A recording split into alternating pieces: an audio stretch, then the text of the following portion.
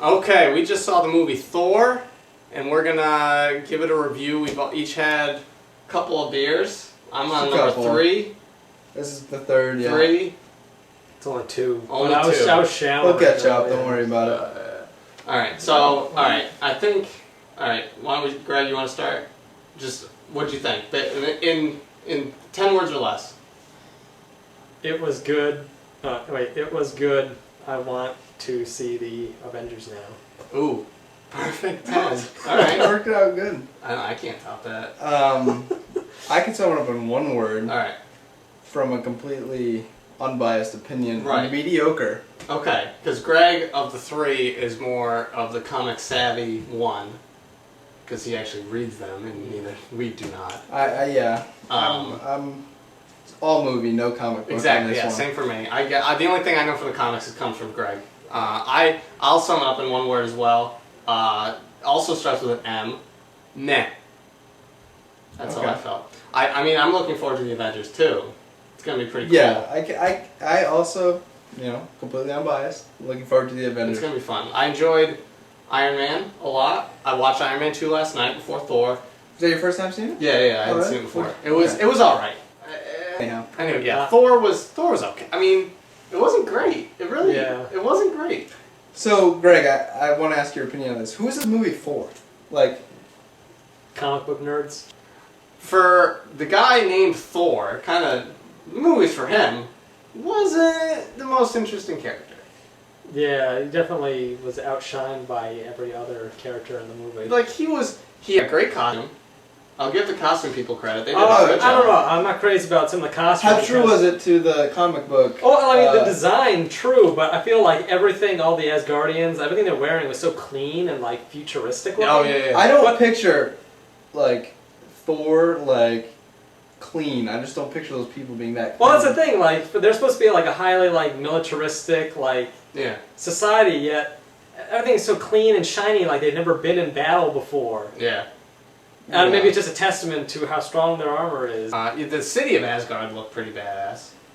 Yeah, I don't know. Still, I think to make it bridge into like the film universe they've created, they needed to make it not as like mystical and more. They kind of just set it up as like, oh, these Asgardians, they're just from another planet. They're just like aliens who just have like this technology. Just are kind of. But it's kind of like disguised as like magic when it's really just like high tech things. Well, yeah, that's what Thor says that to Natalie Portman's kid. He's like, you used to call it magic, now they call it science, but it's really both of them combined. He says that. So, speaking of Natalie Portman, I thought she was awful. I thought. I mean, she wasn't terrible, I guess. Her character was just flat. Yeah. Totally flat. It was like a stock, like, let's take a dumb, like, I don't know, like really vulnerable woman role. Like, that's what I felt. Yeah, exactly. She's a scientist, physicist, so she's a smart woman, but her character is like, early in the film, when Thor shows up, she gives him a t-shirt. It's like, oh, that was my boyfriend's. And then she automatically, like, falls in love with him. With Thor, but there was no development. It was just she's like, oh, he looks pretty. He doesn't have a shirt on. I like his face. And like, let's go up to the roof and talk next to the fire. And like, all of a sudden, she's in love with him, and there's nothing there. And it's like, oh, I'm a scientist, but I have to have Amanda attached to. So I felt like her character was just too flat. Yeah, I agree. And I totally agree. I mean, and then Thor, like we said, wasn't that likable. And Greg pointed out that Thor was a little bit too smiley for this role. Oh yeah. He was a little too like. I know in the beginning they're trying to show how his hubris like led to like his exile, but I mean he was a little too comical. Like the character's supposed to be very serious and take like everything incredibly seriously. Like even like when he's with the Avengers, he's always like the kind of like the straight man or like the really like one who's like always concerned about like serious issues. I also thought that his transition from Asgardia to where was it? What's it called? Asgard. Yeah, just Asgard. Transition from Asgard to Earth, like, it was too fluid. Like, you got used to everything, like, immediately. Right away. And I was like, wait a second, this is so unnatural. Hold on. Where did his clothes come from? Yeah. He had jeans on when he came out of the portal. What? I was thinking that too, like, when you get banished from Asgard, is there, like, clothing options you get to, like... Yeah, like, was he... As you're getting, whatever it is, beamed through the Rainbow Road. Rainbow Road. From Mario Kart. Yeah. You gotta stop at, like, the Gap on your way in. Exactly. He's wearing Like, Odin took his clothes off. Like, Thor, put on the Levi's of shame. it's just absurd. Hey, and he got used to the customs too quick. Like, he was just like, all right, like, Yeah, he this just- is how Earth is, all right. Like, but that's never. If you took anyone from any other like culture and tried to immerse them, Exactly. even though on Earth, like, lateral, like, Yeah. from just different cultures, it's not even as fluid as a transition as someone from a different dimension. I know, like, exactly. or They're realm. trying to do the whole, like, fish out of water, like, thing that they can do. But, exactly, like, he got it way too fast. And Totally unnatural. yeah, and then Loki, I thought his character was just, I don't know, like, I know he's supposed to be, like, this mischievous, He wasn't mischievous enough. I feel. the one guy's like, oh, he plays all those tricks all the time. He does the mischief, but like you don't show, like that happens so much where they would say things that happen where they wouldn't show anything. Like Agreed. at the end, when Thor comes back to face off against Loki, Loki's like, oh, you used to be like, you would have done this plan if, a month ago. He's like, I changed. It's like, okay, he has to say that instead of the movie showing us that he had actually changed because it was so flat, like nothing happened. Loki's whole bag is that, like, he lies to everybody all the time. Like, that's what he does. I think if they had set that up better,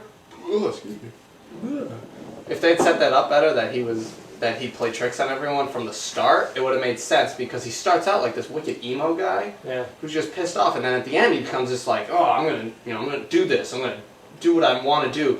And so if they'd set it up where he was manipulating everyone at the same time from the start, then that whole transition would have worked. But his character doesn't work because they just say it and nothing really, you don't see it happen. I feel like a lot of the movie, like I said, it's made for people who would already know it.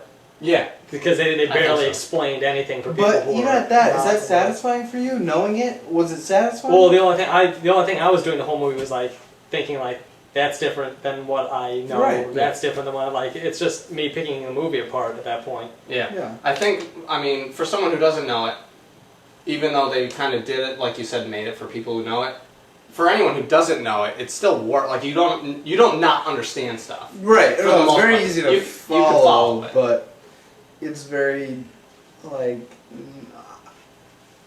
just dry. I don't know. I compared to like other unfortunately, superhero action hero movies, like it was not.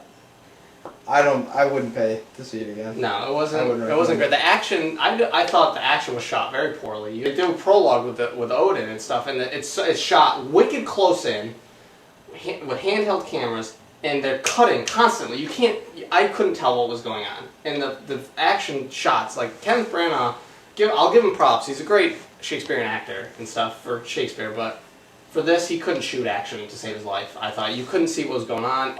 Yeah, and also like based on that thing, like they didn't explain or show things. Most of the movie, Thor didn't have his hammer, and he didn't fly until the very end of the movie. And I feel like for people who don't know that Thor can't, he doesn't technically fly. He like throws his hammer. The hammer fly, and he holds onto the hammer. But like that didn't happen until the very end. Oh yeah, that's not really a spoiler. No. But like. For people who don't know he can do that, it's like, since when could he do that? That's never been done before. Yeah, I was thinking the same thing. Out in a matinee, I'd say it was worth the $8. I didn't love it, but it was something in the line to get to the Avengers, and I'm into this whole thing. With 1 being wait for DVD and 10 being see it in theaters. Like go right now. What would you give it? I'd give it like a 6, I guess. I'd say 6. Alright. Just to get to that edge, to be like, I literally have nothing to do right now, I guess I'll go see it for a matinee. Okay. That's where I'm at. I'd give it a 6, I guess. Fair enough. I'm going to give it a 4. Okay. I wasn't that thrilled with it.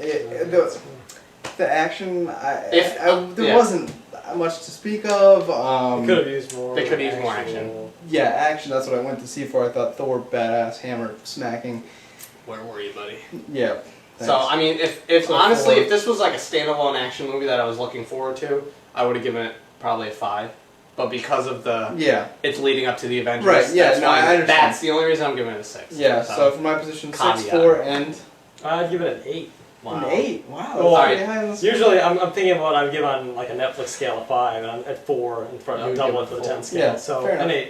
8. I don't know. I enjoy it because I know the character and the backstory. So like things that may not have been explained for the average viewer, I already know. So I wouldn't really know I'm missing out on them. Because I wouldn't know how someone knows nothing about it would view that movie. I Yeah. only know from my perspective. Right, which is why we have you here. Yeah, that's fine. We have the spectrum of perspectives. Exactly.